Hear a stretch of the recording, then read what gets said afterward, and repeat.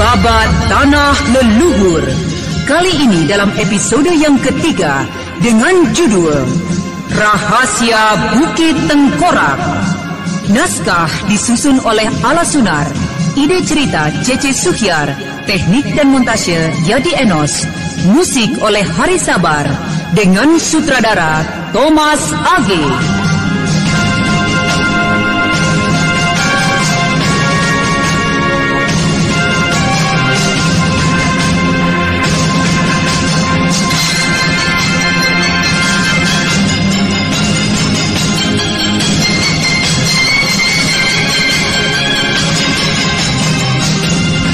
Pada seri yang ke-13 ini menampilkan Rusli sebagai Surengkala, Chris Urspon sebagai Raden Saka Palwaguna, Hana Pertiwi sebagai Sariti, Irin sebagai Jerangsari, M. Abud sebagai Jerangkong Hidup, dan pembawa cerita Neni Sumardi. Selamat menikmati.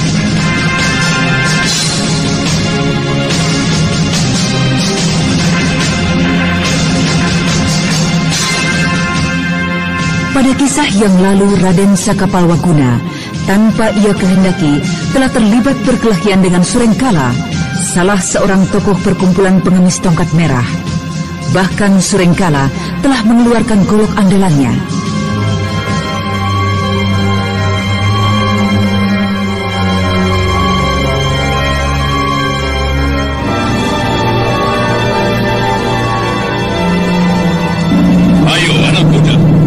Kenapa diam saja? Takut dengan golokku ini? Kau boleh saja menyebut aku pengecut, Paman. Tapi aku benar-benar tidak ingin berkelahi dengan kalian semua. Izinkan saya pergi, Paman. Anak-anak, gabung rapat! Jangan biarkan orang yang telah merendahkan perkumpulan kita ini pergi begitu saja. Saya hitung sampai 3. 1, 2... Persetan, selamat tinggal!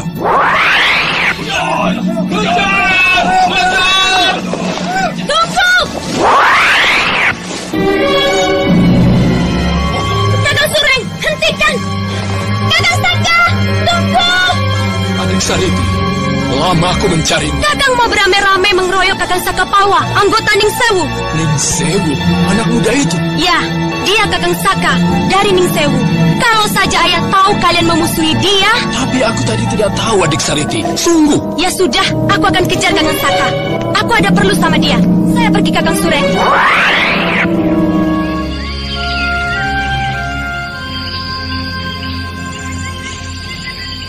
Kakang Saka, akhirnya ketemu juga. Ada apa, Sariti? Sudah berhari-hari aku mencarimu, Kakang. Syukurlah hari ini bisa menemuimu. Saya menyesal telah berkelahi dengan orang-orangmu, Sariti. Saya yang mesti minta maaf, Kakang. Mereka tidak tahu siapa Kakang. Sudahlah, lupakan saja. Saya ingin sekali bicara dengan Kakang Saka. Ya, duduklah, Sariti. Kakang. Iya. Saya sangat sedih dan minta maaf pada Kakang. Kenapa? Saya tidak bisa menjaga Intan. Dia lenyap. Entah dibawa siapa dan kemana. Untuk tugas yang begitu mudah pun aku tak mampu. Sariti, jangan kau terlalu menyalahkan dirimu. Kau justru sudah banyak membantu aku. Terima kasih, Kakang. Saya kira tak ada yang perlu dimaafkan, Sariti. Bukan salahmu. Sekarang, apa rencana Kakang? Mencari Pangeran Purbaya dan Pangeran Karmapala. Juga mencari Intan Pandini, Kakang? Jangan khawatir. Seluruh anggota pengemis tongkat merah akan diberitahu mengenai Intan. Mereka akan menjadi mata dan telinga kita, Kakang. Terima kasih, Sariti. Meskipun sebenarnya saya tidak berhak merepotkanmu. Tugas mereka hanya pasang mata dan pasang telinga saja, Kakang Saka. Tidak akan merepotkan mereka. Malah, mereka akan senang kalau bisa melakukan sesuatu untuk kita, untuk Kakang. Dan sekarang Sariti, Iya, Kakang. sangat menyesal bahwa sekarang kita terpaksa berpisah. Kakang mau kemana? Melaksanakan tugas dari Yang Guru, mencari kedua pangeran itu. Kau sendiri bagaimana, Sariti? Apa rencanamu? Tidak ada, Kakang. Kau tidak ada tugas dari kakekmu? Atau dari perkumpulan pengemis tongkat merah? Tidak ada. Habis, apa yang akan kau lakukan? Ikut Kakang Saka.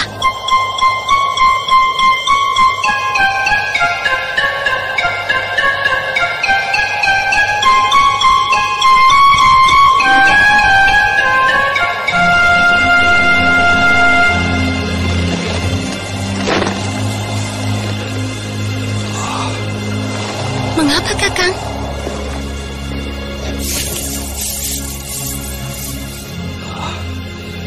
Ini mungkin akan merupakan perjalanan panjang, melelahkan. Di sana-sini hanya bahaya yang akan kita jumpai. Memangnya, siapa yang takut bahaya? Siapa yang takut capai? Bagaimana ya? Soalnya aku pria, kau wanita. Lalu, apa salahnya, Kakang? Kalau kau pria dan aku wanita. Memangnya kita mau apa? Iya. Memang tidak mau apa-apa, tapi... Sebelum ini, kau selalu mengadakan perjalanan bersama Anting Wulan. Belakangan, bahkan dengan Intan. Sariti, tapi Wulan adalah saudaraku. Dan Intan...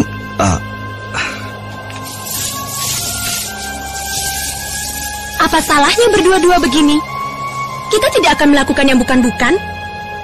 Kalau terpaksa bermalam, kita akan tidur di tempat yang berbeda. Memang, kami dari golongan perkumpulan pengemis. Tapi itu tidak berarti bahwa kami gampangan, kami murahan. Kami sangat menjunjung tinggi nilai-nilai susila.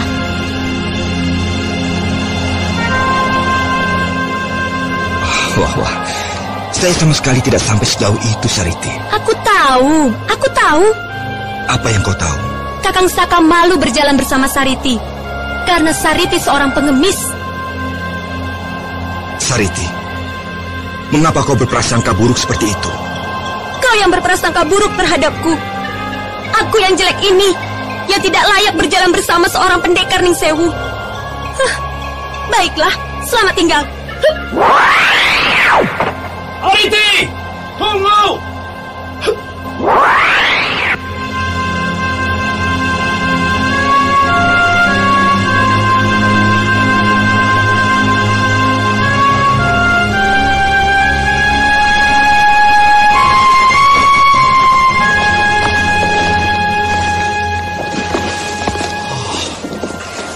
Di mana itu anak? Sariti!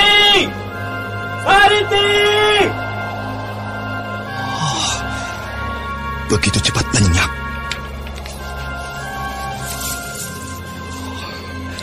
Mengapa dia begitu mudah tersinggung? Justru dia yang sudah begitu terbiasa hidup di alam bebas dan keras. Sariti! Aku ingin bicara padamu!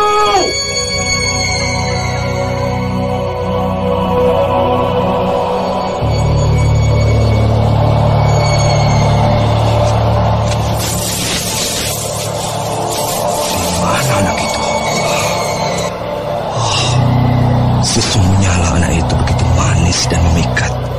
Sebaiknya cepat kutemukan Sariti. Aku tidak tega hatinya susah gara-gara aku salah kata. Sariti!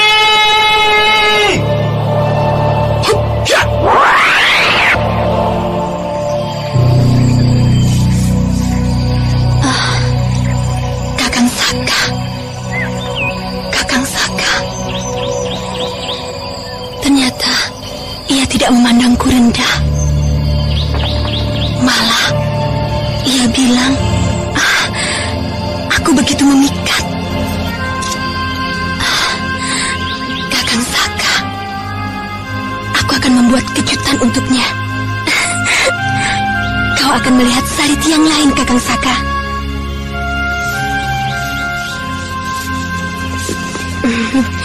Semuanya ada di buntalan ini.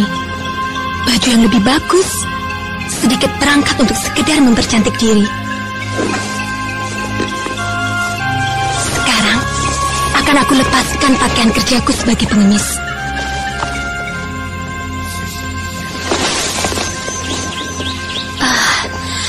Untung semak-semak ini begitu rapat melindungi diriku. Selamat tinggal baju pengemis. Dan sekarang, semoga baju ini lebih menarik hati Kakang Saka. Sudah lama sekali kutunggu kesempatan untuk memakai baju ini. Dan sekarang, rambutku pun perlu kurapikan. Akan kukenakan pita kecil pengikat rambut yang sesuai dengan warna gaunku. Kalau nanti ketemu air, wajahku akan kubersihkan. Mudah-mudahan sebelum ketemu Kakang Saka. Sudahlah, tak boleh kelewatan supaya tidak kelihatan genit. Apakah aku kini sudah secantik Intan? Intan.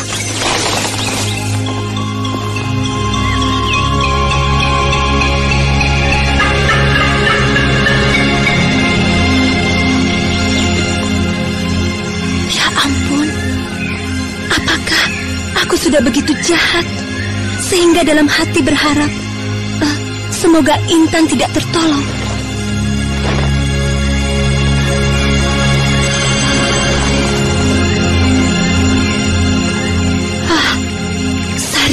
Sariti, kau sudah berpikir kelewat jauh. Yang penting sekarang, ganti mengejar Kakang Saka.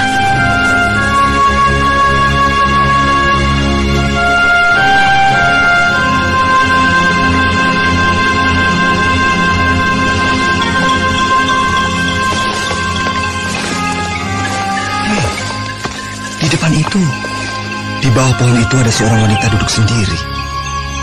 Aneh, di tempat seperti ini. Biarlah, kutanya siapa tahu dia melihat Sariti.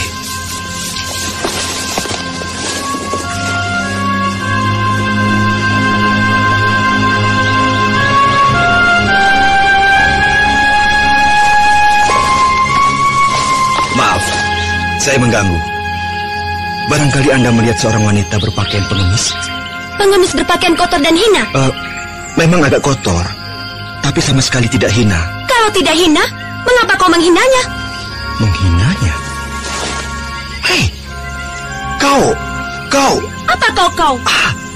Tak salah lagi. Kau Sariti. Ya, kau Sariti. Kau Sariti. Mengapa kau melihatku seperti itu? Mata keranjang. Sariti, kau cantik sekali. Sariti, kenapa kau ada di sini? Dan mau kemana? Mau kemana? Apa pedulimu? Kau masih tersinggung rupanya. Seumur hidup tak akan kulupakan kata-katamu yang menyakitkan tadi. Aku minta maaf, Sariti. Aku minta maaf. Aku sama sekali tidak bermaksud menghinamu. Itulah sebabnya aku pontang-panting mencarimu.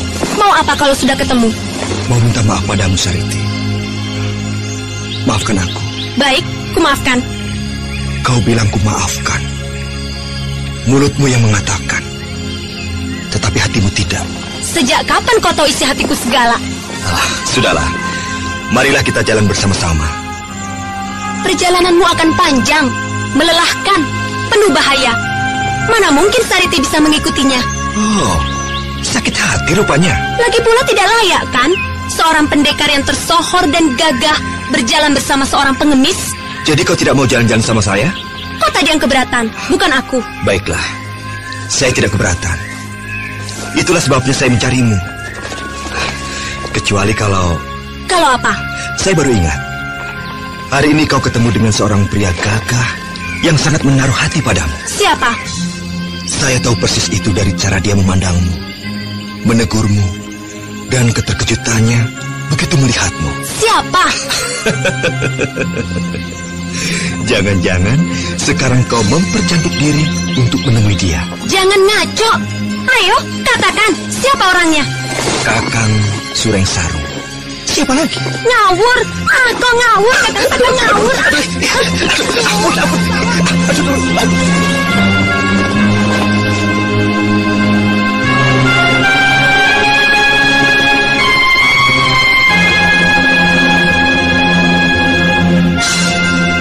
Kedua orang muda itu, Saka Palwaguna dan Sariti, akhirnya melakukan perjalanan bersama dengan gembira dan senang hati.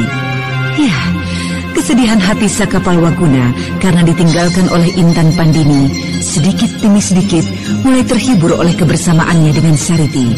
Sekarang, mari kita lihat Bukit Tengkorak kembali.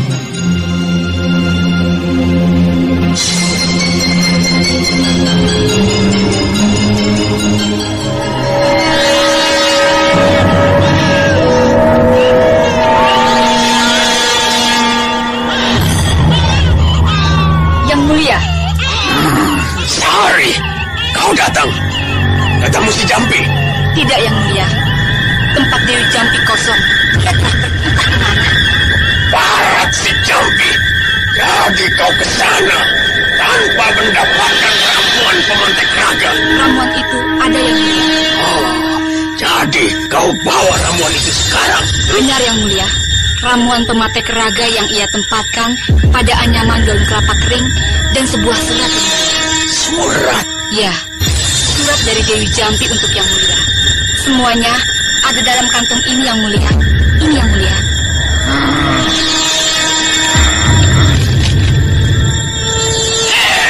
Kenapa, Yang Mulia? Keparat si Jampi itu. Dia rupanya sengaja mempermainkan aku. Begitu sedikit ramuan ini. Lihat, Sari. Lihatlah ramuan pemantik raga ini. Ini untuk satu bayi pun tidak akan memadai. Sementara di sini kita memiliki lebih dari 25 bayi. Tolong kau Sari. Ampun Yang Mulia. Saya tidak menyadari semua itu. Apa pula isi surat ini? Jaga baik-baik Intan. Dan saya pun akan jaga baik-baik rahasia Anda.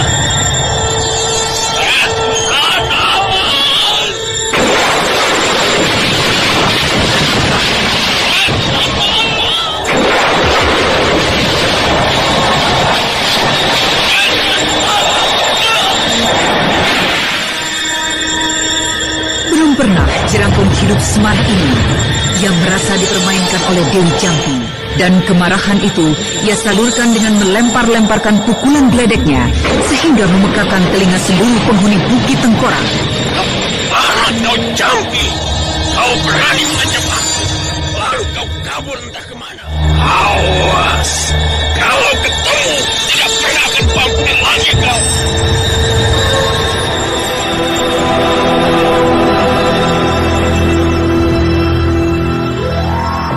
Sari!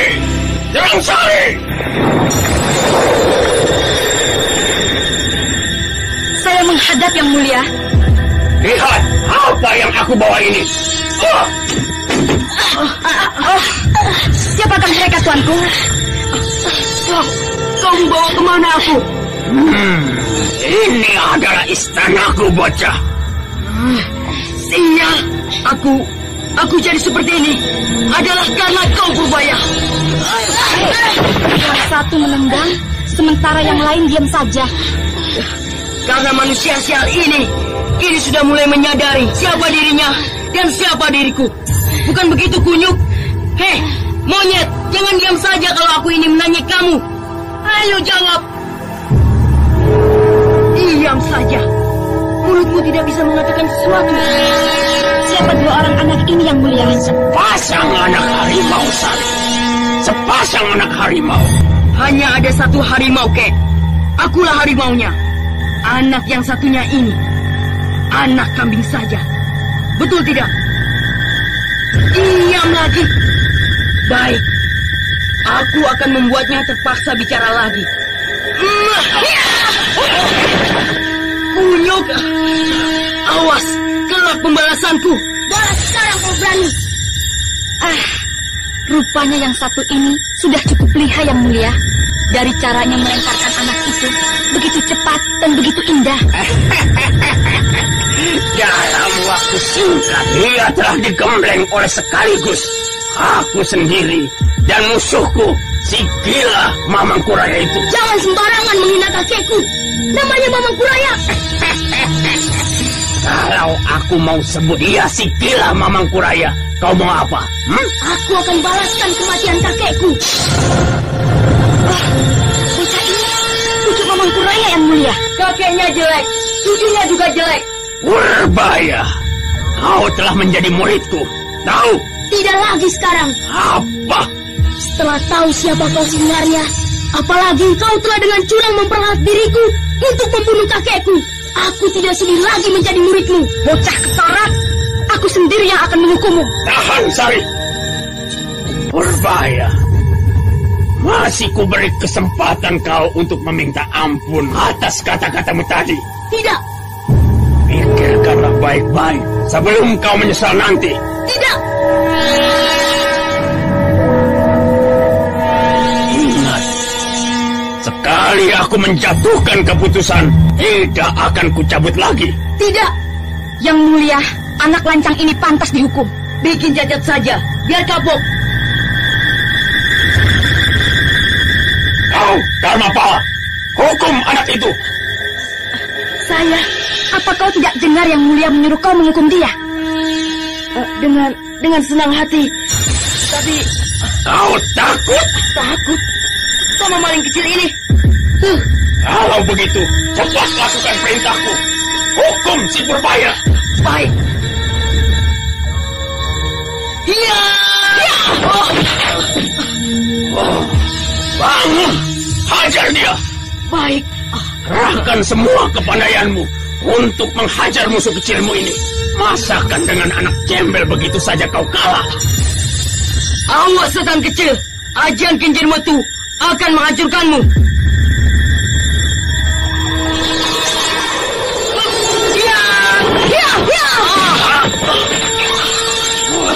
Anak tidak berguna. Kau hanya garang di mulut saja. Tidak becus apa-apa. Tapi Kek, bilang Yang Mulia. Kau yang harus menyebut aku Yang Mulia, Bi. Karena aku putra seorang raja besar. Kau mau bilang apa, Pala? Ini tidak adil, Kek. Si buaya kecil itu sudah diberi pelajaran yang hebat-hebat oleh kakeknya. Tentu saja, aku susah mengalahkannya karena kakeknya sakti. Apanya yang sakti? Dia sudah mampus olehku. Yang Mulia telah berhasil mengalahkannya Dengan cara yang curang. Apa kau bilang? dengan cara yang jujur. Kau tidak bakalan berhasil mengalahkan kakek. Bocah, kau benar-benar mencari penyakit. Dari tadi, dia selalu menyombongkan kakeknya yang jelek itu. Seakan-akan kakek bukan apa-apanya dibandingkan dengan Mamangkuraya, gurunya itu. Jujur atau tidak jujur, pokoknya ia telah kubikin mampus. Itu berarti kakekmu sudah kalah oleh kakek yang masak ini. Tahu? Ternyata kau pandai juga, Pala. Hanya sayang. Sayang apa? Saya belum memiliki kepandaian untuk mengalahkan Pangeran Sudra itu. Dan selama saya masih belum bisa mengalahkannya, dia akan terus menganggap bahwa kakeknya itu masih jauh lebih sakti daripada kakek. Benarkah demikian? Lihat saja sikap si kecil angkuh itu, Kek. Ia bahkan tidak sudi lagi mengakui kakek sebagai gurunya lagi. Mungkin ia sudah merasa sangat sakti dengan sedikit ilmu yang ia peroleh dari kakeknya itu. Dosa yang sangat besar bagi seorang murid ialah bila ia mengingkari gurunya. Murid murtad. Manusia ular kau, Dharmapala. Sebentar lagi kau pasti akan menerima hukuman, murid murtad. Siapa takut hukuman? Kau saja yang pengecut dan licik. Kakek, dia menantang untuk menerima hukuman. Laksanakan hukuman untuknya, Pala. Saya, bukankah kau takut padaku? Kurang ajar. Karmapala, tunjukkan bahwa kau bukan penakut. Baik, jangan pikir kau akan bisa menang terus. Ini, hiat! Bagus, kau masih punya sedikit nyali. Ayo, bangun dan coba lagi. Setan kecil kau. Mana omong besarmu lagi? Berani benar kau sombong di depan guruku yang mulia, Jerangkong Hidup.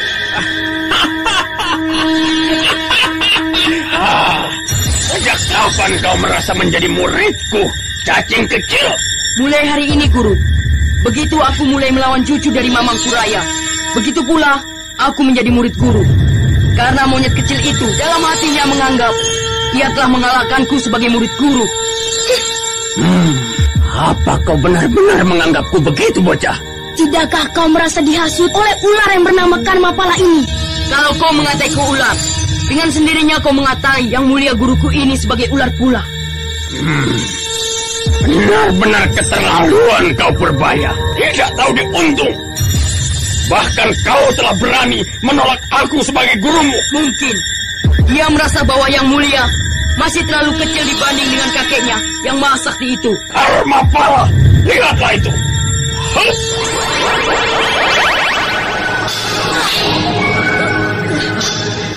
Guru, kenapa ia tiba-tiba seperti itu? Sekarang, jangan banyak tanya lagi. Hajar dia. Dia tidak akan bisa menyakitimu lagi. Kenapa? Tanganku tak bisa kugerakkan. Terima kasih, Guru. Sekaranglah kesempatan untuk memberi pelajaran padamu. Iya. Kau tak akan bisa membalasku lagi. Iya. Kau kini telah menjadi seekor cah. Iya, cih. Dan ini lagi. Ini lagi. Iya. Dan ini lagi. Iya. Darah telah mengalir lewat mulutmu, hidungmu. Ayo, balas kalau bisa. Kini, kau murid Mamang Kuraya, tidak berdaya di tanganku. Murid yang mulia, Jerangkong Hidup. Kau mau berdiri, masih mencoba bertahan. Nih, rasakan. Hiat! Ayo, bangun Purbaya. Jangan tidur di tanah kotor itu. Ternyata cuma segitu saja si Kuraya itu. Kau pengecut, curang. Guru, apakah cacing ini boleh saya bunuh? Biarkan dia hidup. Baik, Guru. Nah, itu dengar. Bahkan kau masih diampuni oleh guruku. Iya, iya.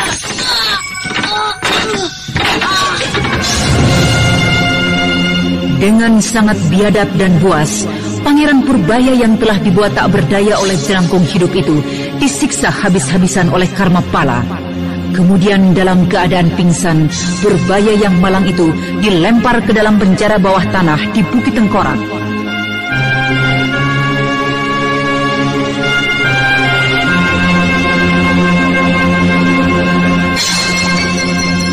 Sekarang, mari kita tinggalkan Bukit Tengkorak. Kita lihat apa yang terjadi di Cipunagara.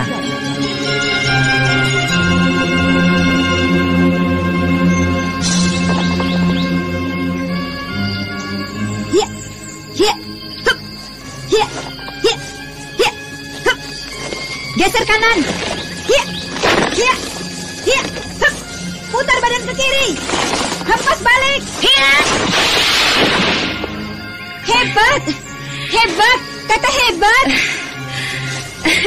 Hebat apanya, Wulan? Kemajuanmu sangat pesat, Teh. Ya, kalaupun benar, itu karena siapa, ayo? Tentu saja karena Teteh tekun berlatih. Salah? Kok salah? Iya. Apakah saya bisa berlatih baik tanpa pelatih? Apakah saya bisa melatih dengan baik kalau yang dilatih tidak mau berlatih dengan baik? Sudahlah. Kalau bersilat lidah terus, Teteh selalu kalah. Bukan kalah, tapi mengalah barangkali. Kau benar-benar sangat mengalah pada Wulan, Teh. Wulan sangat rasakan ini. Kau bagaikan seorang kakak yang sangat hati-hati menjaga adiknya. Mau tahu sebabnya? Apa sebabnya, Teh? Karena kalau tidak baik-baik menjagamu, kau tidak kerasan dan tidak senang di sini. Masa Teteh bicara seperti itu? Iya. Kehadiranmu di sini sangat berarti bagi Teteh, Wulan. Sama saja. Wulan sekarang merasa mendapat seorang kakak perempuan yang lembut, penuh perhatian. Iyalah, percaya. Nenek Dewi, Sini, Nek, saya bawakan. Wah, seharusnya yang muda-muda ini yang melayani Nenek, bukan sebaliknya. Sudah. Orang tinggal naruh saja kok. minumannya harum sekali. Nenekku ini memang luar biasa loh. Nah, mulai lagi kan? Mulai lagi. Wulan ini paling pinter kalau muji-muji neneknya. Memuji-muji Tetehnya juga pinter sekali, Nek. Soalnya nenek dan tetehnya memang pintar-pintar. Iya kan? Selalu bisa saja membalikan kata-kata orang. Ya, syukurlah kita punya adik atau cucu yang begini cerdas dan lucu. Terima kasih. Ini untuk Wulan dan ini untuk Neneng. Terima kasih, Nek. Memangnya minumannya lain-lain, Nek? Ya lain-lain, Neng. Yang satu untuk gadis, sedangkan kau untuk seorang ibu yang pernah melahirkan. Khasiatnya berbeda, anak manis. Jadi latihan saya cukup untuk pagi ini, Nek? Tanya gurumu situ. Bagaimana, Guru Wulan? Tanya nenek guru sajalah. Kalau nenek guru bilang cukup, ya cukup. Kalau belum, ya terpaksa mulai lagi, murid. Bagaimana, Nenek Guru? Bocah ini paling bisa. Baiklah, Neng. Latihanmu pagi ini sudah lebih dari cukup. Dan seperti gurumu bilang, kemajuanmu bagus, Neng. Gerakan-gerakanmu sudah lentur sekali. Kau pun dapat melakukan jurus-jurus yang diberikan oleh gurumu dengan tangkas. Memang enak kalau mempunyai murid berbakat, Nek. Sudah. Jangan memuji-muji terus. Nanti malah repot saya. Masih bodoh, tapi sudah merasa selangit. Bukankah ini tidak baik, Nek? Iya, kau benar. Baik, Teteh yang cantik. Wulan. Baiklah, ayo diminum selagi masih hangat. Yang di mangkok ini untuk nenek? Ini boreh, bukan untuk diminum. Habis untuk apa, Nek? Untuk diborehkan ke badanmu, terutama ke tangan, kaki, dan bahumu. Nanti pengaruhnya ke urat-urat agar tetap lentur dan bagus, serta segar kembali setelah berlatih. Nek, apa ramuan ini hanya khusus untuk murid saja? Tidak ada yang untuk guru? Cucuku yang lucu, urat-uratmu sudah tidak memerlukannya lagi, karena sudah terlatih dan terbentuk, bahkan sejak kau masih kecil. Jangan iri ya, Guru. Heran, murid lebih dihargai daripada guru. Guru sama sekali tidak disayangi. Jangan begitu Semua disayang, semuanya diperhatikan. Bercanda kok, Nek. Cucu-cucu, mungkin nenek sebentar lagi akan meninggalkan kalian. Nek? Iya. Jangan begitu khawatir. Nenek pergi tidak lama, hanya untuk beberapa hari saja. Beberapa hari? Itu cukup lama, Nek. Wulan, jangan seperti anak kecil yang nangis ditinggal ibunya ke pasar. Tidak lucu. Kalau Nenek Dewi pergi, Wulan ikut Neng juga ikut Cucu-cucuku, dengarkan. Ini urusan nenek pribadi. Sebaiknya kalian tidak ikut campur. Mengapa kami tidak boleh ikut campur? Apakah kami akan mengganggu kesenangan nenek? Jangan berpikir yang bukan-bukan. Urusan nenek ini sangat berbahaya, Cuk. Apa bahayanya, Nek? Agak sulit mengatakannya, Neng. Teteh, Nenek Dewi ini pasti menganggap kita masih anak kecil. Maka harus baik-baik di rumah saja. Bukan begitu, Wulan. Tapi kali ini nenek tidak ingin melibatkan kalian. Justru karena nenek sangat sayang pada kalian. Nenek tidak ingin peristiwa yang menyedihkan itu terjadi lagi. Peristiwa sedih apa, Nek? Ayo cerita, Nek. Nenek Dewi telah mendengar semua cerita kami. Tapi kok Nenek sekarang tidak mau cerita? Nenek Dewi rupanya benar-benar dalam kesulitan, Wulan. Bocah-bocah bandel. Baiklah, cucu-cucu. Terus terang saja. Nenek pun juga mengalami kemalangan yang tidak beda jauh dengan kalian. Kemalangan apa, Nek? Apa, Nek? Nenek telah kehilangan seorang cucu yang sangat nenek cintai. Sebagaimana nenek mencintai kalian sekarang ini. Kenapa nenek tidak pernah cerita? Apakah cucu nenek itu meninggal, Nek? Tidak, Neng. Dia sekarang bersama dengan anakmu. Di tempat jelangkung hidup? Iya. Cucu nenek juga diambil jelangkung hidup? Tepatnya oleh anak buah jelangkung hidup. Seorang wanita yang kira-kira sebaya denganku dan seorang anak kecil yang ilmu dan kekejamannya sungguh luar biasa. Oh, iya ya. Orang yang sama yang menculik anakku dan membunuh suamiku, Nek. Saya telah menyaksikan kejam dan saktinya jelangkung hidup. Ia yang telah membunuh kakek guru dan sekaligus menculik Karmapala dan Purbaya. Karena pengaruh orang jahat itulah, maka dalam waktu yang begitu cepat, Purbaya menjadi jahat dan ikut membunuh kakek guru. Nenek sangat mengkhawatirkan Intan Pandini. Intan? Sebenarnya, aku tidak ingin menceritakan masalah ini. Nenek! Anting Wulan cucuku.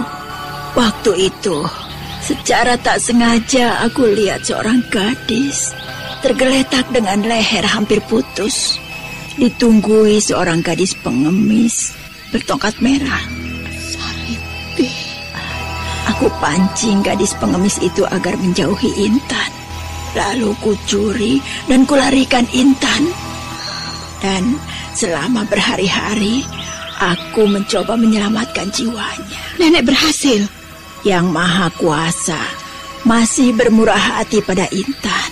Intan bisa hidup kembali. Intan hidup? Nenek, Wulan. Tidak apa-apa, Neng. Adikmu ini hanya pingsan. Kau sangat mencemaskan adikmu ini, Neng. Iya, Nek. Ayo cepat, Nek.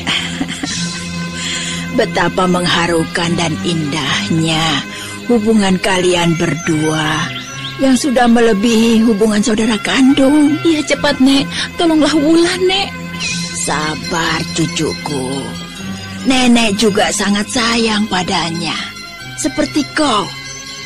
Satu hal yang nenek cemaskan, Neng. Apa, Nek? Mengetahui bahwa Intan Pandini masih hidup. Sementara Intan adalah kekasih dari Raden Saka Palwaguna yang ia cintai. Nek, selama ini perasaan bahwa ia telah membunuh Intan justru sangat menyiksanya. Baiklah.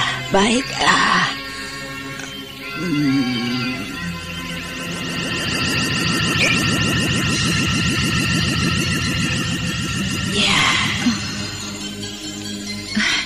Adik Wulan, kau tidak apa-apa kan? Nek. Ya, cucuku. Jadi Intan masih hidup, Nek? Masih, Cu. Dan nenek yang telah menyelamatkan jiwanya. Tepatnya, Yang Maha Kuasa masih menyayangi jiwanya. Terima kasih, Nek. Terima kasih.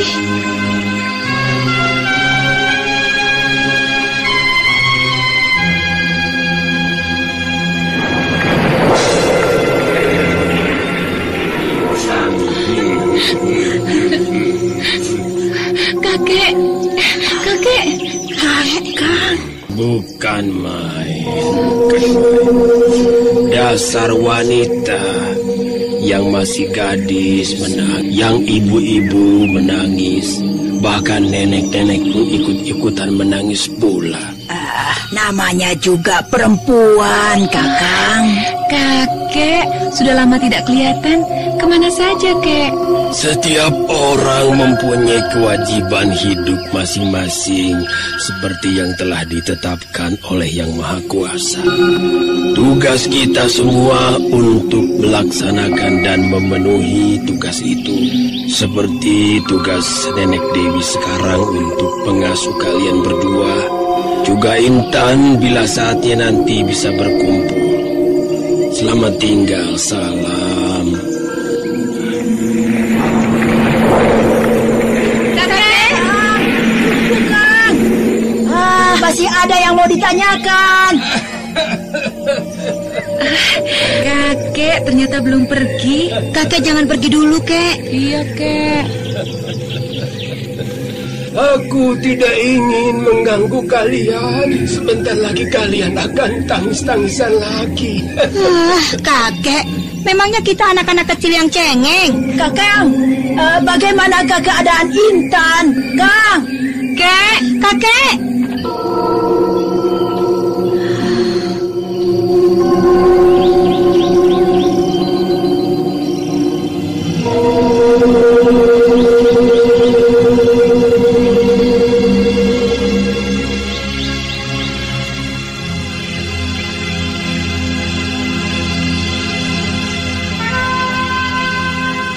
Jadi, kau senang sekali kalau Intan masih hidup? Tentu saja, Nek. Tapi, apakah kau menyadari bahwa Intan kekasih Kakang Saka? Ya, Wulan sadar, Nek. Sadar sepenuhnya. Wulan dulu memang telah kilaf. Mencoba menyembunyikan Intan. Tapi, ya, mungkin Kakang Saka memang bukan jodohku. Biarlah Intan nanti yang mendapatkannya. Mereka saling mencintai.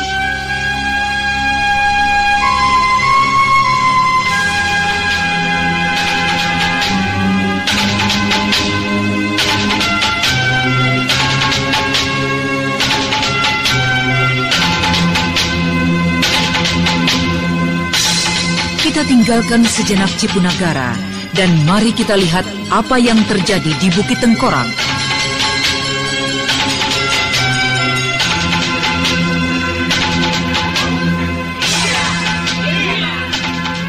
Bukit Tengkorak tempat Jerangkong hidup selalu penuh dengan berbagai kesibukan.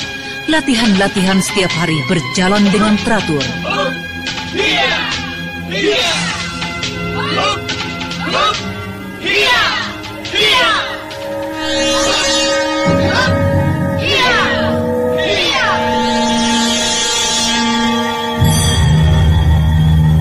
Yang Mulia, saya agak khawatir dengan sifat dan sikap Raden Karmapala itu.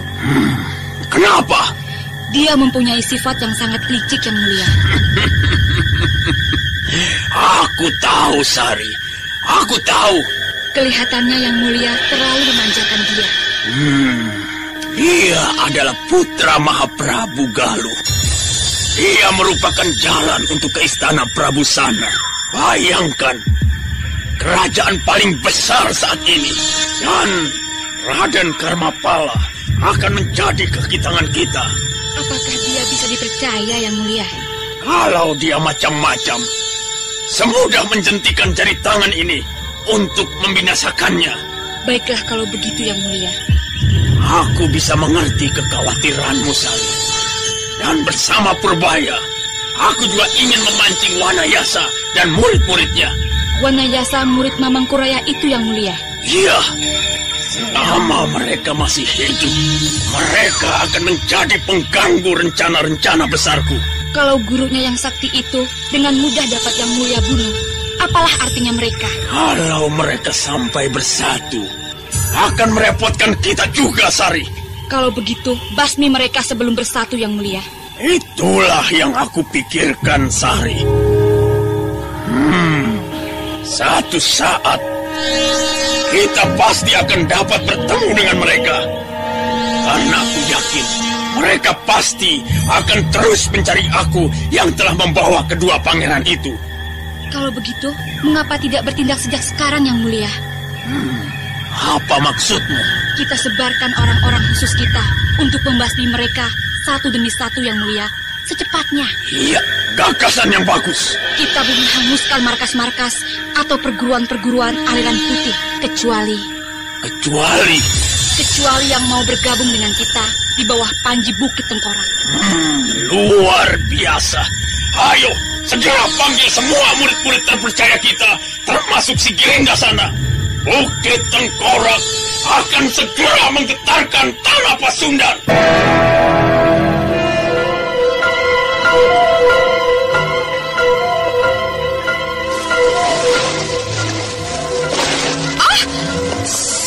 Siapa? Aku, pangeranmu. Pangeran? Tengoklah ke atas. Nah, lihat aku sekarang. Pangeran Karmapala? Tentu saja betul.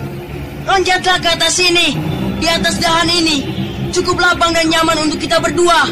Ayo, loncatlah ke atas. Kau pasti bisa kan? Kulihat waktu kau latihan. Kau tangkas sekali.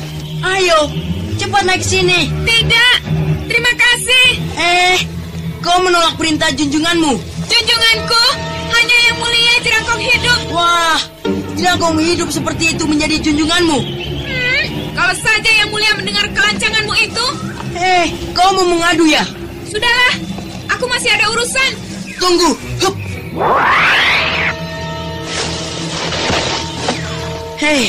Kau takkan bisa melarikan diri dariku, Cahayu. Jangan halangi aku. Jangan tolak perintahku. Kau tidak berhak memerintahku. Apakah hanya Yang Mulia Jerangkong Hidup yang berhak? Ya, mau apa? Apakah dia seorang pangeran seperti aku? Pangeran atau bukan, dia junjunganku. Apakah dia tampan seperti aku? Tampan atau tidak, bukan urusanmu. Bagiku dia adalah segala-galanya. Barangkali kau telah disihirnya. Kau tidak lagi peduli akan bentuknya yang mengerikan seperti itu. Menyingkirlah, aku mau lewat. Tidak, aku tak akan menyingkir sebelum kau patuhi perintahku. Naik ke atas pohon sana bersamaku. Hanya Yang Mulia berhak memerintahku. Apakah artinya si Jerangkong itu, Dia hanya seorang jembel tua, jelek, dan... Jangan lagi kau hina junjunganku. Kalau aku hina juga, kau mau apa, Rasakan ini.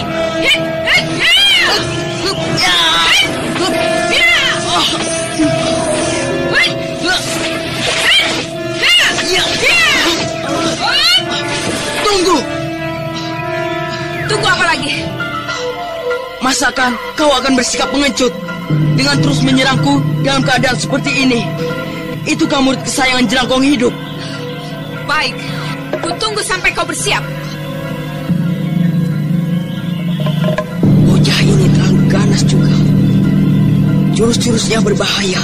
Dalam keadaan siaga pun, jangan-jangan aku pun akan sulit mengalahkannya. Jangan-jangan malah aku yang akan kalah.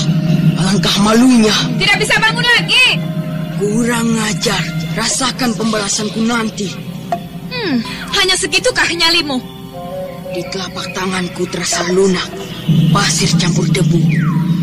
Inilah yang kuperlukan. Baiklah, kalau kau tak berani melanjutkan pertempuran, aku anggap saja ini selesai. Asal kau tidak berani lagi menghina junjunganku. Tunggu, Intan. Mau apa? Mau apa lagi? Tidak. Kau memang hebat, Intan. Tidak mengecewakan. Kau jadi murid Yang Mulia Jerangkong Hidup. Makanya, jangan sembarangan. Sakit sekali. Tak pernah kukira jurus-jurusmu begitu hebat. Aku kapok. Benar-benar kapok. Syukurlah kalau kau sudah insaf. Tapi bantulah aku untuk bangun, Intan.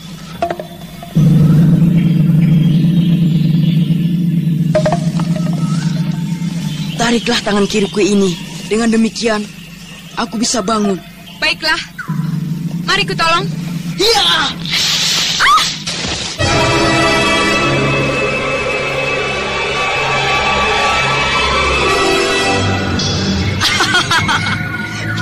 Curang. Manusia licik. Sangat besar kau menghina aku, Pangeran Karmapala.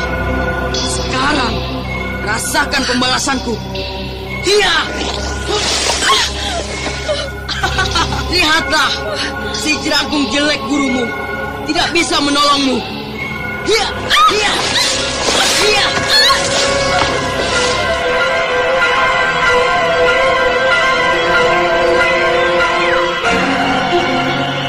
Ke barat.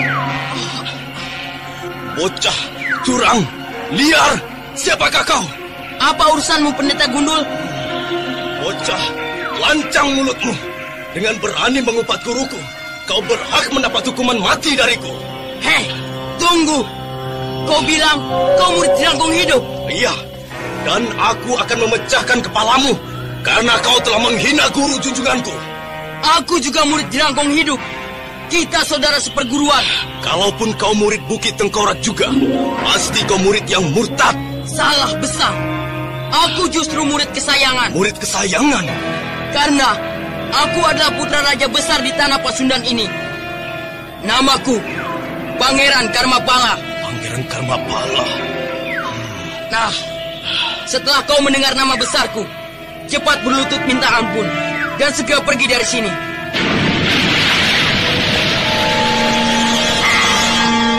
Apa yang terjadi di sini? Guru. Apa yang terjadi di sini? Dan mengapa Intan dalam keadaan tertutup seperti itu? Siapa yang melakukannya? Dia yang mulia. Dia. Ke barat, kau berani menuduhku? Benar yang mulia. Dia, Pendeta Gundul ini. Bocah lancang, rasakan ini. Girindasana, tahan. Bocah ini sangat jahat. Katakan Girindasana, apakah tuduhan Karmapala ini benar? Tentu saja tidak benar, Guru. Mana mungkin saya berani? Mana ada maling teriak maling. Tutup mulutmu. Tapi saya yang jadi saksi yang mulia. Saya lihat dia. Tutup mulutmu. Apa yang kau lihat? Guru, jangan dengarkan dia. Nah, yang mulia, dia bahkan takut mendengar kesaksianku. Katakan, apa yang kau lihat? Saya lihat sebuah bayangan berkelebat. Sepertinya membopong seseorang. Diam-diam saya ikuti. Bayangan itu meloncat kemari dan meletakkan Intan di atas pohon ini. Ternyata orang itu adalah dia yang mulia. Pembohong besar! Yang mulia, justru dialah yang melakukannya. Ketika saya lewat di sini, saya melihat anak itu sedang menyiksa gadis itu. Ya, pandai sekali kau mengarang cerita.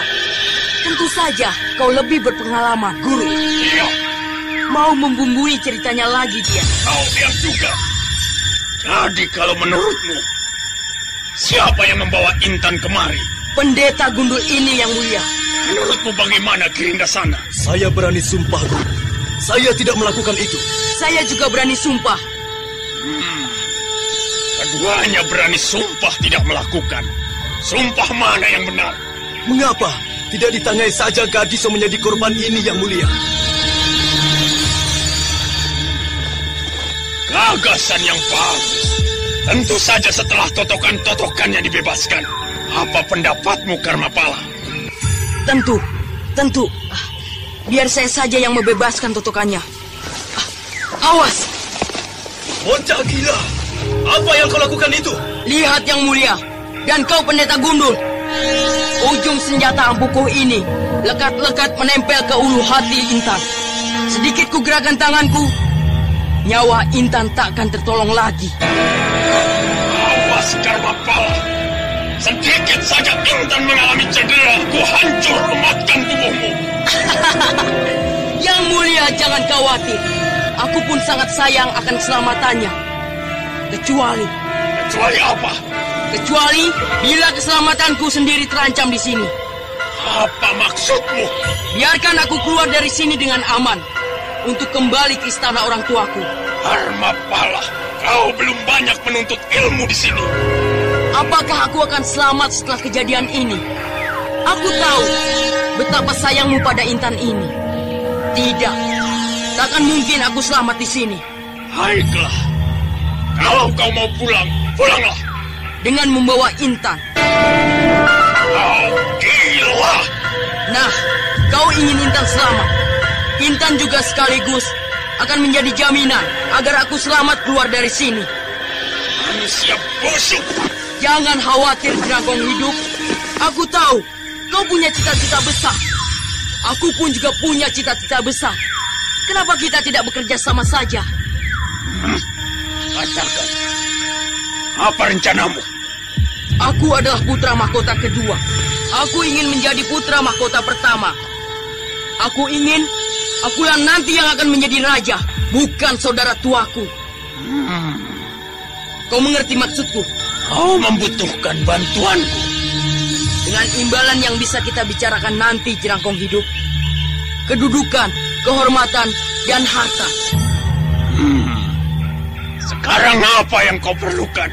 Seekor kuda paling bagus untuk membawaku keluar dari Bukit Tengkorak yang menjijikan ini. Dengan bekal cukup, uang emas cukup, dan jaminan bahwa keselamatanku terjamin. Girindasana, laksanakan apa yang ia minta. Tapi Guru, cepat laksanakan apa yang ia minta. Tidak tahukah kau bahwa pangeran muda ini akan menjadi kawan seperjuangan kita? Baik Guru.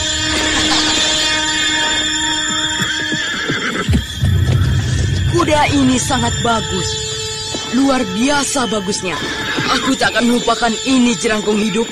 Kalau nanti kau sudah sampai ke istanamu, segera hubungi aku, Karmapala. Apa tidak sebaiknya kau yang kirim utusan untuk menghubungiku? Atau kau sendiri yang menghadapku? Baiklah, itu mudah diatur nanti. Awas, hati-hatilah menjaga Intan. Tidak sepantasnya kau mengatakan itu pada junjunganmu. Baiklah, selamat tinggal. Hiya, hiya.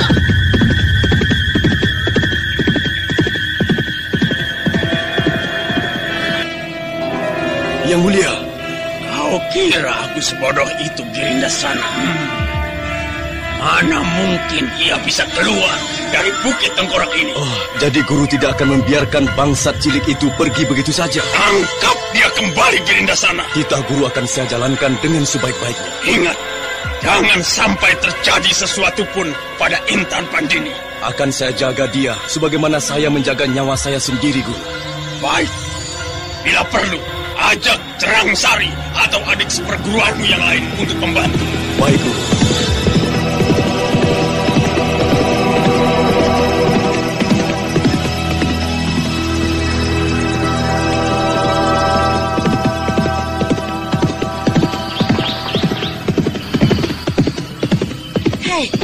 Hei, pelan sebentar. Hitam, pelan sebentar. Di manakah jalan keluar itu? Tak pernah kukira bahwa Bukit Tengkorak Jerangkong ini penuh rahasia, Hitam. Hitam, tentunya kau tahu jalan keluar dari tempat celaka ini, bukan? Tunggu dulu.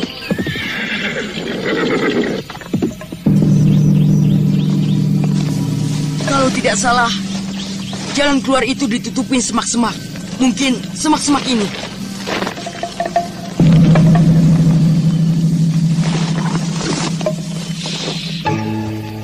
Bukan, sial.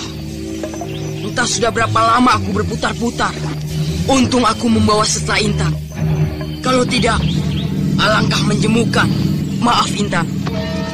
Aku terpaksa belum membebaskan totokan-totokanku sampai kita keluar dari tempat sial ini. Kau baru akan bebas.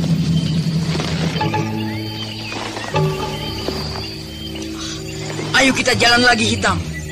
Kita harus temukan jalan keluar. Kalau tidak, kau pun tak akan istirahat. Hiya, hiya.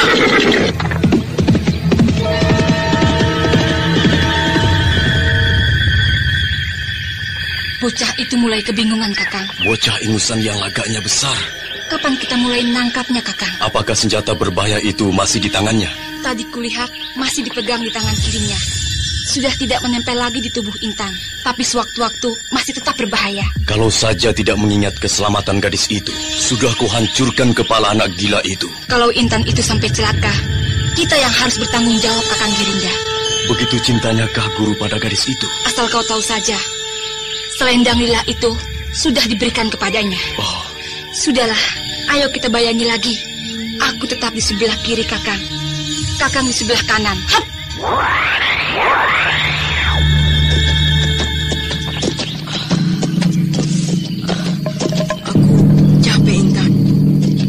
Dan jalan keluar itu belum kita dapatkan juga. Apakah kau tidak capek? Tentunya kau capek juga. Badanmu pasti penat-penat. Otot-ototmu kaku. Sebaiknya kita istirahat sebentar di atas rumputan itu.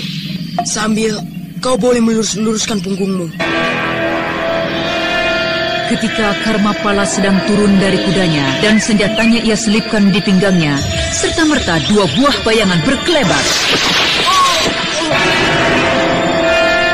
Sekarang sudah aman di tanganku, Kakang Gerinda. Bagus, bebaskan segera semua totokan-totokannya. Kurang ajar. Pendekar gundul jelek dan kau bibisari peot. Kenapa kalian curang terhadapku? Kakang Gerinda, aku sedang mengurus Intan. Tolong tampar mulutnya yang lancang itu. Kau dengar itu, bocah? Aku diminta untuk sedikit mengajarimu sopan santun. Awas, kalau kalian berani kurang ajar padaku. Aku seorang putra raja besar. Tahu? Akan kita lihat seberapa kebesaranmu, pangeran. Iya!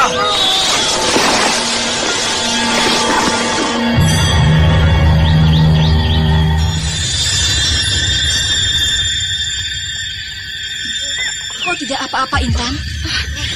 Terima kasih, Bibi Sari.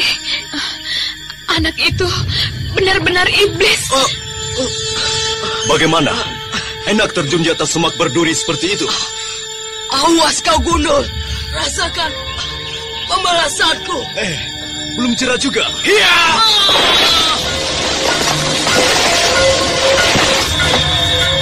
Bagaimana? Masih merasa tinggi hati? Hah? Rasakan nanti. Ayo, kalau mau balas sekarang, jangan nanti-nanti. Kalau gurumu tahu, kalian menangkap dan menyiksaku. Bodoh. Guru sendiri yang memerintahkan aku menangkapmu kembali. Tidak mungkin. Apa yang tidak mungkin, ha? Gurumu dan aku akan bersekutu. Kalau saja kau tidak terlalu menghina guru. Ini rasakan. Kakang Gerinda, jangan.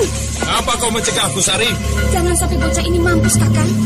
Yang Mulia memerintahkan membuang anak ini ke sumur bawah tanah biar menemani Purbaya di sana. Tidak, jangan. Kenapa jangan, bocah hebat? Ampun, jangan masukkan aku ke dalam sumur bawah tanah itu. Memangnya kenapa di sumur bawah tanah itu? Jangan, ampuni aku. Aku tobat. Asal jangan masukkan aku ke dalam sumur yang mengerikan itu. Tolonglah aku. Kalau begini, baru kau lupakan kesombonganmu tadi, ha? Ampun, saya tak akan sombong lagi. Ampuni saya, Paman. Sekarang kau memanggilku Paman, bukannya pendeta gundul yang jelek, ha? Ampun. Di bawah sumur sana saja. Kau melolong-lolong minta tolong. Kau manusia licik yang tidak bisa dipercaya. Ampun.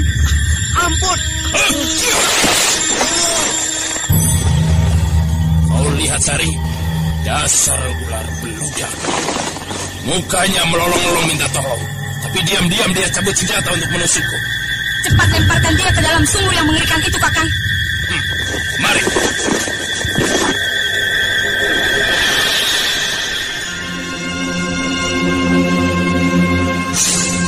Kita tinggalkan Bukit Tengkorak. Dan sekarang mari kita lihat di Cipunagara, di kediaman Eneng.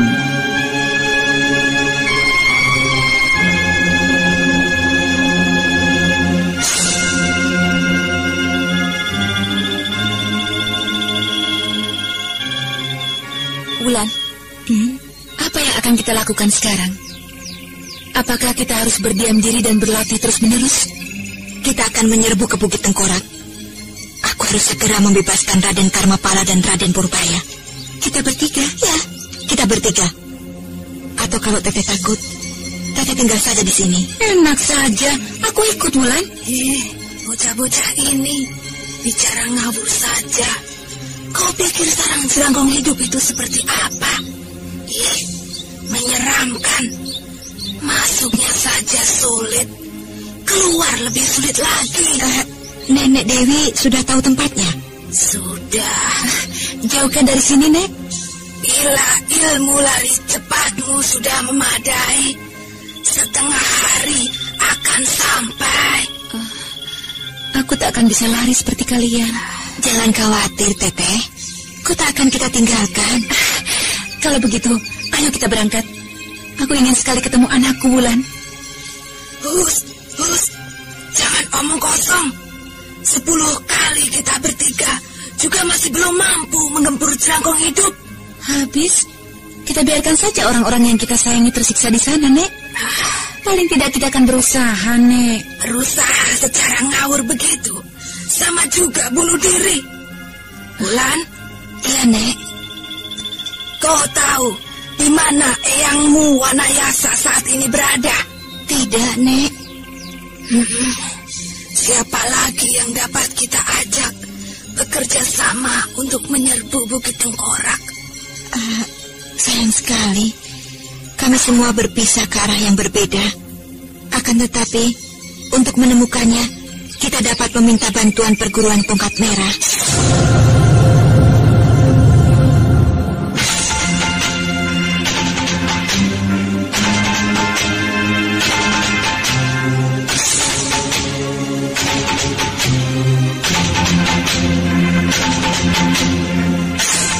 Kita tinggalkan sejenak ketiga wanita yang tengah bersiap-siap untuk mencari Resi Wanayasa dan anggota Ning Sewu yang lain. Dan marilah kita lihat apa yang terjadi dengan Raden Karmapala dan Raden Purbaya di Bukit Tengkorak.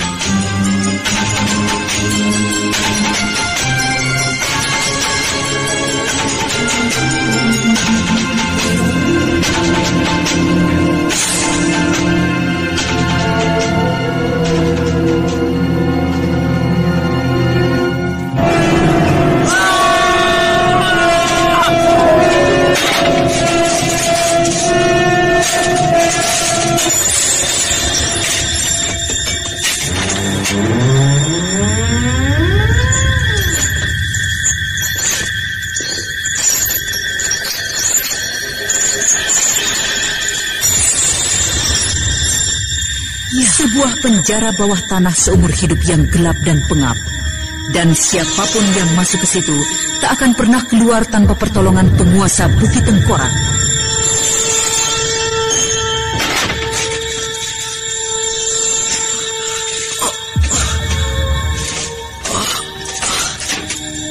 Mengapa akhirnya begini? Begini gelap dan pekat. Bahkan tangan sendiri rasanya tak terlihat. Semuanya harus kuraba. Di depanku, di belakangku, dan di sekitarku. Entah ada apa. Aku meraba sesuatu. Entah apa. Barangnya halus, agak bulat seperti tempurung. Tapi ternyata ada lubangnya. Bukan lubang, hanya lekukan. Ya, lekukan. Ini ada satu lekukan lagi. Satu di kiri, satu di kanan. Lalu agak ke bawah ada lekukan lagi. Lalu ini kelihatannya seperti sederetan gigi.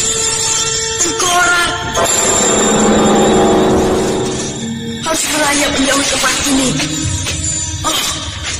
Onggokan tulang-tulang manusia.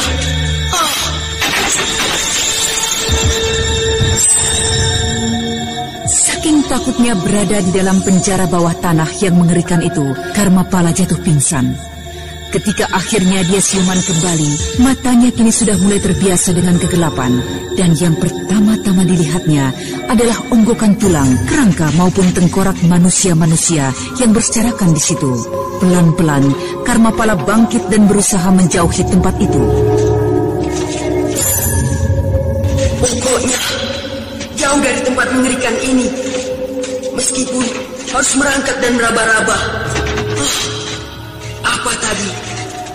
Sepertinya aku menginjak sesuatu yang agak licin dan lunak. Apakah ular? Orang berarti ular itu akhirnya dilempar ke sini juga. Orang atau setankah kau? Kaulah orang yang berarti setan. Setan kau. Siapapun kau adanya. Ayo, ngakulah siapa kau. Orang yang paling banyak merasakan kejahatanmu. Lupakah kau akan suaraku? Kau, setan miskin. Kau Purbaya. Iya, benar. Kau pasti Purbaya. Manusia yang paling banyak mendatangkan kesialan bagiku. Bahkan sampai di sini ini pun juga karena kesialanmu. Karma pala. Bahkan di tempat seperti ini, dalam keadaan seperti ini, kau masih saja mengumpat-umpat dan menyalahkan orang lain. Memang kau sumber kesialanku. Hei, mengapa kau diam saja? Purbaya. Purbaya. Oh. Purbaya. Purbaya, di mana kau? Mengapa kau diam saja? Purbaya, jawab. Aku adalah junjunganmu. Ayo jawab. Jangan membuat aku marah, Purbaya. Setiap gerak selalu kena tulang kering melulu. Baiklah, tulang-tulang ini bisa juga menjadi senjata. Kalau kau tidak mau menjawab, jangan salahkan aku kalau kau kena tulang-tulang ini. Kuhitung sampai 3. 1, 2, 3. Ya.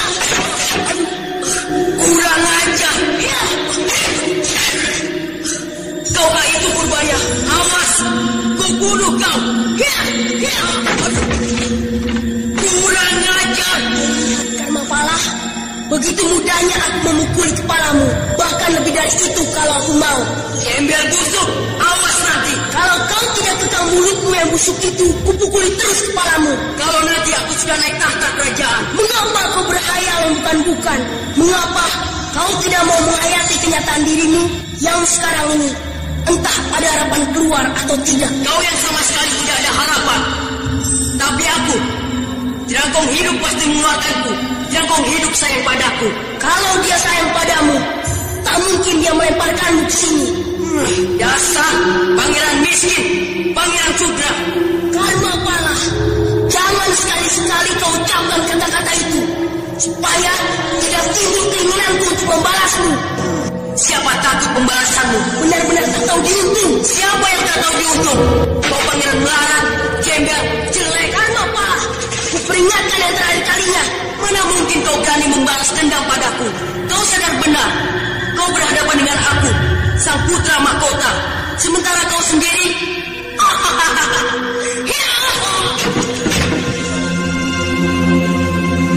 Setelah lama kita tinggalkan Saka Palwaguna yang ditemani oleh Sariti mencari Eyang Wanayasa, guru dari kelompok Ningsewu. Nah, itulah mereka berdua. Marilah kita ikuti apa yang kelihatannya begitu asyik mereka bicarakan.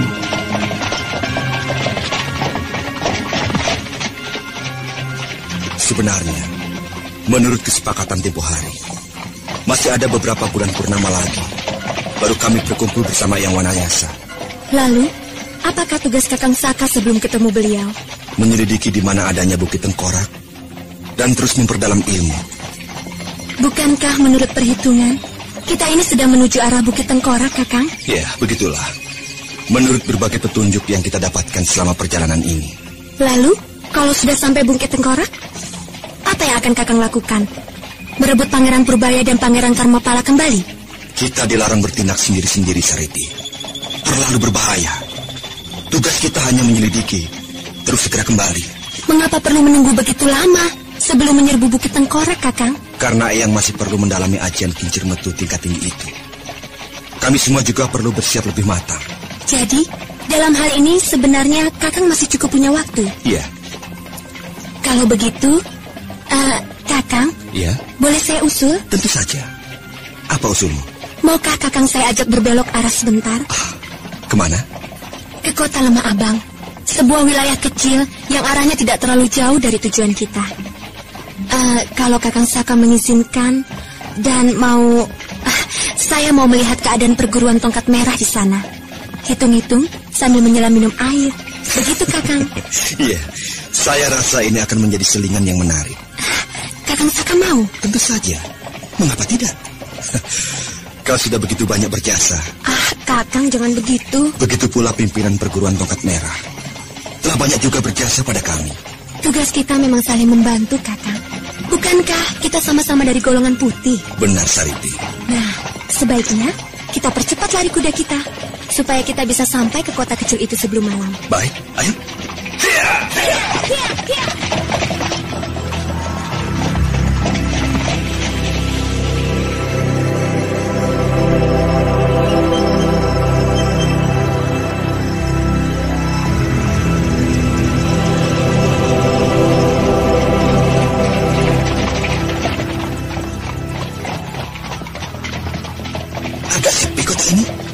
Baru sekali ini ke sini, Kakang? Iya. Memang, kota ini kecil saja. Penduduknya juga tidak terlalu kaya. Tanahnya juga tidak terlalu subur. Perdagangan tidak terlalu maju. Iya. Mungkin karena letak kota ini yang agak terpencil dan jauh dari kota raja. Benar, Kakang. Sariti, berapa banyak anggota perkumpulanmu di sini? Tidak terlalu banyak. Hanya sekitar 50 orang saja. 50 orang di kota sekecil ini saja? Iya. Bagaimana pula di kota-kota lain yang lebih besar? Bagaimana pula di kota raja? Tentu jumlah seluruh anggotamu bisa mencapai ribuan orang. Iya, begitulah kira-kira, Kakang. Wah. Bagaimana kalian bisa mengatur dan mengendalikan semuanya? Kami punya cara pencatatan yang baik, Kakang. Juga punya peraturan-peraturan, undang-undang, juga cara pengendalian yang baik. Meskipun kami namanya pengemis, tapi tata cara pengaturan kami tak ubahnya sebuah negara kecil. Negara dalam negara? Boleh dikatakan demikian, Kakang. Jadi kalian mempunyai bendahara, juru pencatat segala? Bukan hanya itu, Kakang. Kami juga memiliki pejabat hukum, keamanan, keagamaan, bahkan ada yang khusus pejabat di bidang kemasyarakatan. Wah. Tak pernah kukira perkumpulanmu sehebat itu. Terima kasih, Kakang. Dan kau sendiri, Sariti? Apa kedudukanmu dalam perguruan tongkat merah? Saya yang bodoh ini dipercaya sebagai orang kedua setelah guru. Kau? Wakil pimpinan atau wakil ketua? Kelihatannya saya masih terlalu muda dan belum layak menduduki jabatan itu ya, Kakang. Bukan itu maksudku, Sariti. Kalau kau berada dalam jabatan itu, tentunya Ki Padang Pungkur mempunyai alasan yang kuat. Ya, pantas. Pantas apa, Kakang? Secara pribadi, saya pun kagum padamu, Sariti. Kakang, apa yang Kakang kagumi? Ya, kemampuanmu, keahlianmu, kepribadianmu. Kakang Saka, sebenarnya penunjukan atas diriku bukan hanya dari guru pribadi. Habis? Oleh siapa lagi? Kami mempunyai semacam Dewan Penasihat Agung yang terdiri dari 7 orang.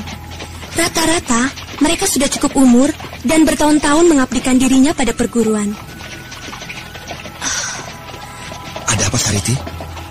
Dari tadi kuperhatikan, nampaknya ada sesuatu yang mengganggu pikiranmu. Kakang, ya. Sejauh ini aku melihat sesuatu yang biasanya tidak mungkin terjadi. Apa itu? Sejauh ini tidak kulihat anggota perguruan tongkat merah seorang pun.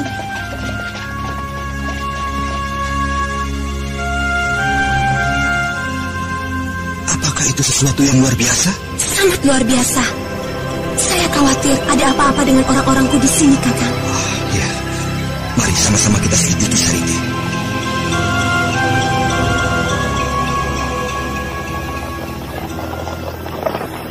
Ini sesuatu yang janggal, Kakang. Tak biasanya begini. Mungkin mereka sedang berkumpul di suatu tempat. Mungkin sedang merundingkan sesuatu. Tidak. Ada tempat-tempat yang mesti ditunggui. Seperti pintu masuk kota, pasar, rumah makan yang cukup ramai. Kalau ada rapat yang sangat penting misalnya, harus dilakukan penjagaan secara bergantian. Aku tak pernah mengira begitu rapi pengaturannya. Aku khawatir terjadi sesuatu dengan orang-orangku di sini. Sariti, kita akan selidiki bersama. Jangan khawatir. Aku akan membantumu sepenuhnya, sejauh diperbolehkan. Apa maksud Kakang dengan sejauh diperbolehkan? Ya, mengingat hubungan kita selama ini begitu baik, antara gurumu dengan guruku, antara kau sendiri dengan aku, maka aku kini telah merasa bahwa apapun kesulitan yang kau hadapi adalah merupakan persoalanku juga. Apalagi kita sekarang sama-sama satu jalan dan satu tujuan. Kata-kata Kakang sangat membesarkan hatiku. Akan tetapi, barangkali ada hal-hal yang sifatnya sangat pribadi. Karena menyangkut peraturan yang mungkin orang luar tidak boleh mencampurinya.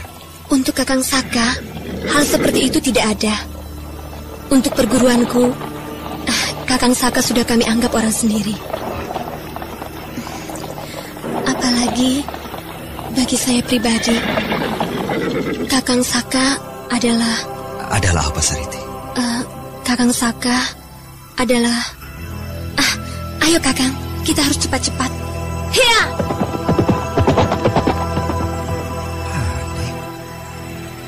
Apa kiranya yang akan diungkapkan Sariti tadi? Kakang Saka adalah... Sariti, tunggu! Hiya, hiya, hiya!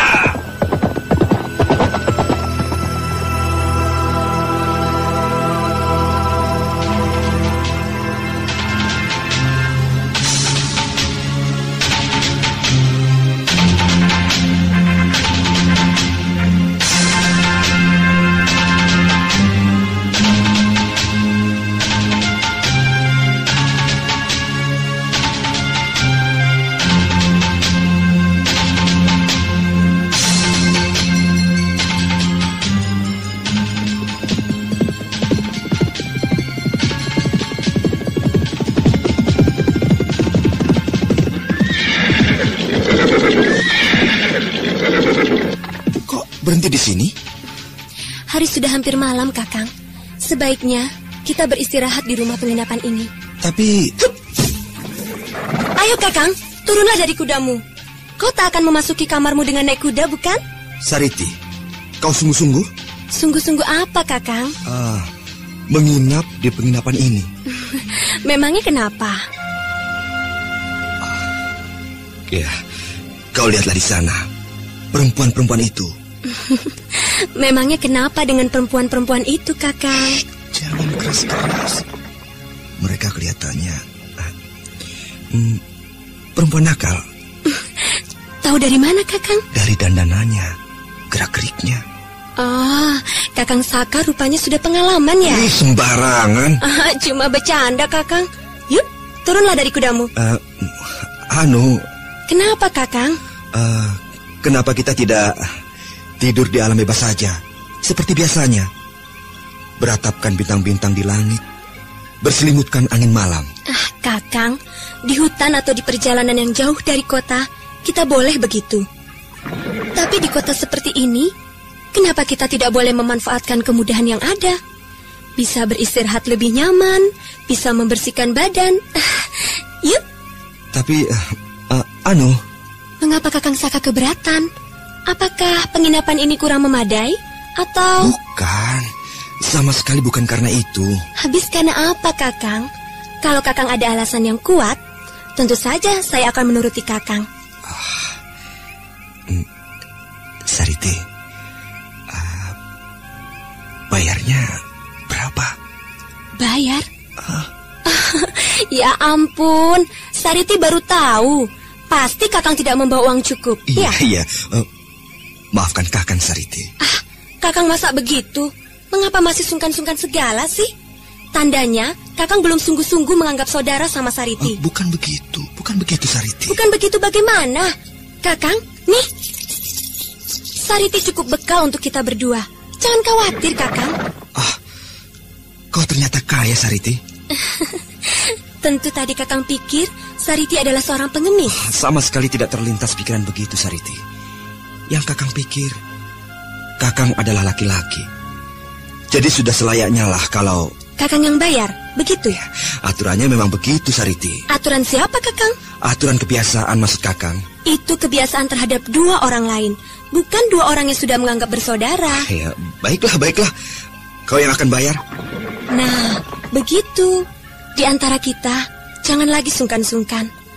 Suatu saat nanti, mungkin ganti aku yang akan minta tolong pada Kakang. Saat itu akan kutunggu nanti. Benar ya, Kang?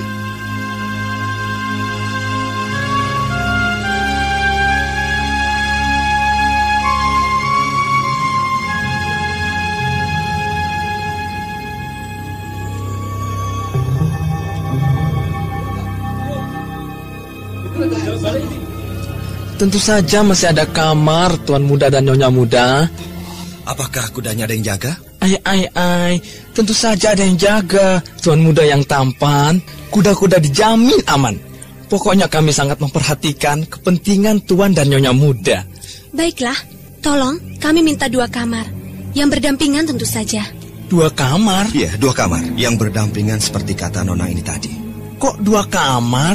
1 kamar kan lebih enak. Lebih hangat. Ada 2 kamar atau tidak? Kalau tidak ada, kami akan cari penginapan yang lain. Nyonya Muda, di kota ini... Nona. Oh, maaf Nona. Di kota ini, inilah satu-satunya penginapan yang ada. Kalau begitu, apa boleh buat? Kita terpaksa meneruskan perjalanan, Kakang. Kalau nanti terpaksa harus tidur di hutan, ya, apa boleh buat? Tidak, Sariti.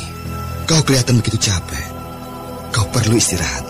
Tapi kalau hanya ada 1 kamar? Sariti, kaulah yang pakai kamar itu. Lantas, Kakang tidur di mana? Kalau saya gampang, Sariti. Gampang bagaimana?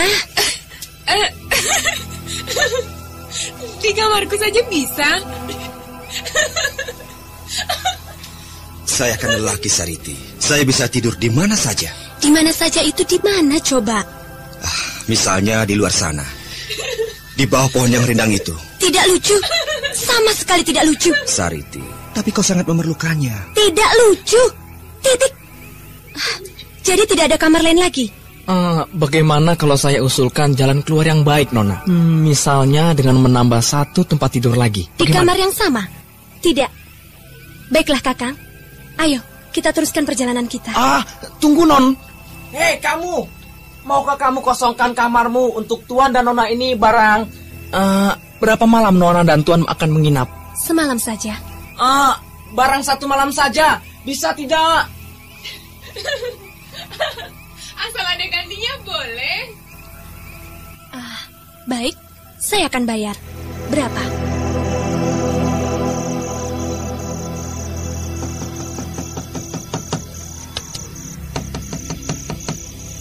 Siapa? Sariti, Kakang.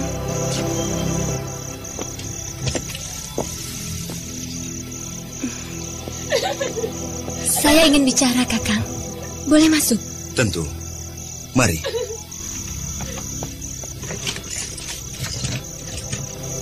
Satu-satunya tempat duduk, ya, di balik tempat tidur ini.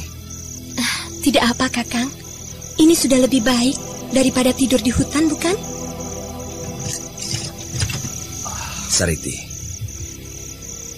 kau ingin membicarakan anggota-anggota perkumpulanmu itu? Bukan. Mengapa berdiri mematung saja, Kakang? Tidak mau duduk bersama Sariti? Kau? Kakang. Ya. Saya ingin memberikan penjelasan agar Kakang tidak salah sangka terhadapku. Misalnya mengenai uang yang saya bawa ini, Kakang. Apapun yang saya belanjakan, saya harus memberikan laporan secara terperinci dan jelas mengenai penggunaannya. Kepada Ki Parangpungkur? Kepada guru dan kepada Dewan Penasihat Utama. Mengapa, Kakang? Semua pengeluaranmu untukku. Kenapa? Tentunya akan memberatkanmu. Sama sekali tidak. Aku bisa mempertanggungjawabkannya, dan semuanya pasti menerimanya. Seharusnya saya yang membiayai. Kakang, sekali lagi Kakang bicara yang seperti itu, sebaiknya kita tak usah kenal lagi. Maaf, Sariti. Sama sekali bukan maksudku untuk melukai perasaanmu. Kalau tidak mau melukai perasaan Sariti, jangan bicara seperti itu lagi ya. Baiklah. Baiklah, Sariti. Saya mengerti perasaan Kakang. Sebagai lazimnya pria, tentunya dia yang harus bertanggung jawab terhadap istrinya. Tentu saja kalau itu pasangan suami istri. Tapi tentunya itu juga melihat-lihat keadaan. Misalnya, bila suatu saat si istri lebih kaya misalnya, tidak usah harus membuat sang suami menjadi kecil hati. Kalau memang mereka saling mencintai dan penuh pengertian. Mengapa jadi melantur begini pembicaraan saya? Tentu membosankanmu, Kakang. Sama sekali tidak. Teruskan bicaramu. Oh ya, mengenai uang tadi, saya hanya ingin Kakang tidak menyangka aku seorang yang menyalahgunakan kekuasaan atau yang menghambur-hamburkan uang hasil jeripayah para pengemis anak buahku. Kakang sama sekali tidak punya pikiran buruk apapun terhadapmu, Sariti. Mengerti? Terima kasih kalau Kakang Saka begitu mempercayaiku. Lalu mengenai kamar, jangan Kakang menjadi salah terima. Mengapa saya tetap bersikeras minta 2 kamar? Saya sepenuhnya mengerti, Sariti. Kami dari perguruan pengemis tongkat merah sangat memegang teguh nilai tata susila, Kakang. Apalagi kedudukan saya sebagai seorang pimpinan. Jangan khawatir, Sariti. Kakang sangat menghargai keteguhanmu. Saya ingin tetap bersih, lahir dan batin, untuk suami Sariti nanti. Beruntunglah pria yang kelak menjadi suamimu, Sariti. Apa Kakang bilang? Beruntunglah pria yang nanti bakal mendampingi hidupmu.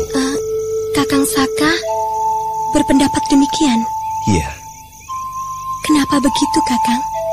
Karena kau begitu baik, begitu lembut, begitu setia, punya kepandaian yang tinggi. Kakang terlalu melebih-lebihkan. Tidak.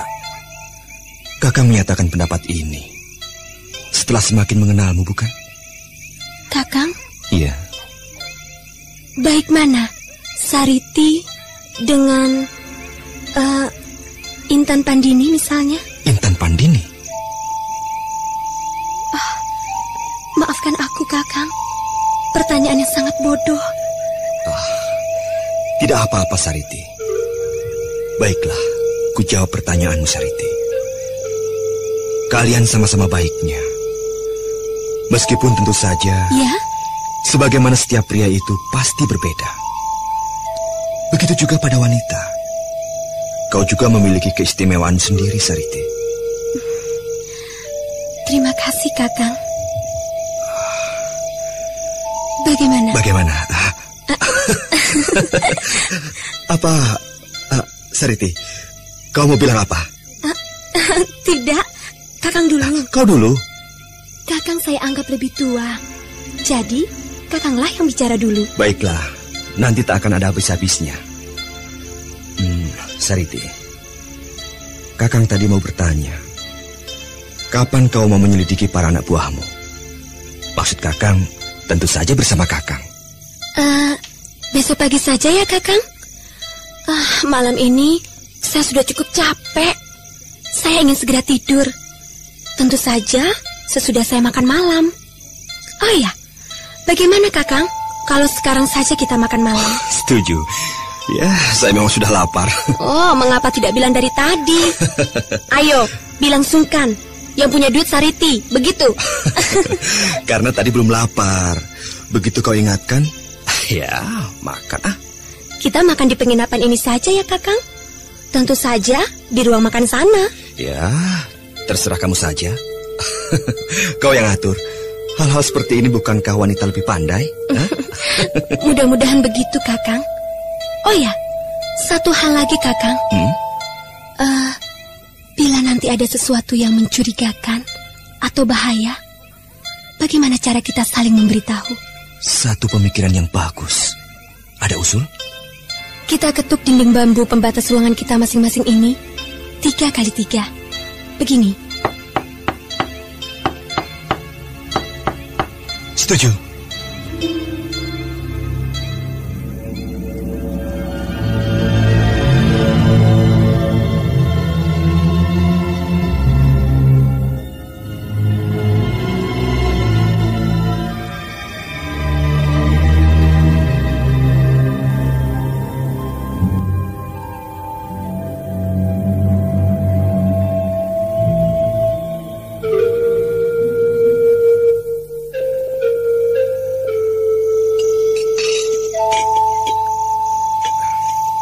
Sariti, kok makannya sedikit? Siapa bilang? Cukup banyak kok. Tidak sebanyak aku. Aku sampai malu. Memang pria harus banyak makan.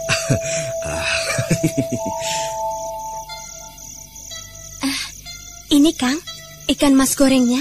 Iya. Tinggal menyantap saja kok. Duri-durinya sudah tidak ada. Sariti, kenapa kau sendiri tidak makan? Kau malah hanya sibuk mengurusi aku saja. Mengambilkan sayurnya lah, membersihkan duri-duri ikannya lah.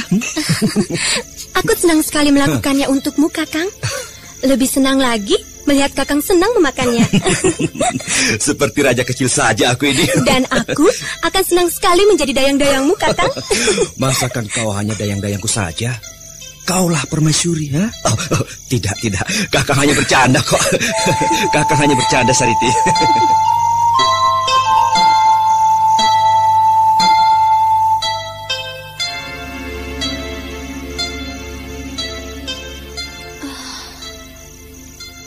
Mengapa Kakang Saka menarik perkataan, kaulah permaisuri? Mengapa dia mengatakan hanya bercanda saja? Oh, Kakang Saka, mengapa tidak sungguhan? Sariti, perempuan tak tahu diri. Bukankah Kakang Saka sangat mencintai Intan Pandini? Juga masih ada Anting Wulan yang sangat cantik dan sangat mencintainya. Aku harus puas dengan apa yang dapat kunikmati sekarang. Selalu mendampinginya, melakukan hal-hal kecil yang membuat hatinya senang.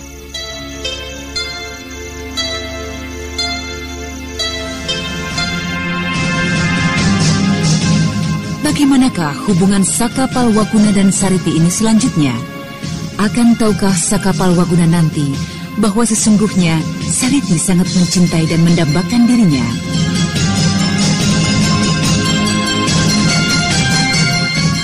Nah, pendengar sekalian, ikutilah serial Babat Tanah Leluhur ini dalam episode ketiga, Rahasia Bukit Tengkorak. Sampai jumpa.